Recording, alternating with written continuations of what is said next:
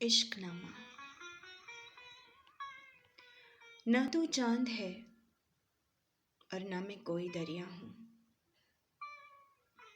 نہ تو چاند ہے اور نہ میں کوئی دریا ہوں، پھر بھی کشش کچھ ایسی ہے جو میں تجھ کو دیکھ کے اپنی آنکھوں میں بھر آتا ہوں۔ نہ تو پھول ہے اور نہ میں کوئی پرواہ ہوں،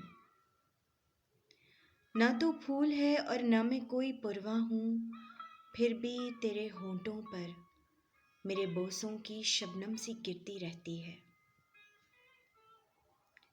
نہ تو سونی اور نہ میں مہیوال ہوں لیکن،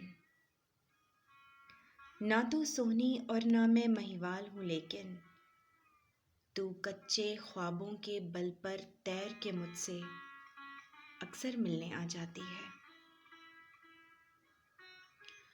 جنم جنم سے عشق کے لمبے قصے ہیں،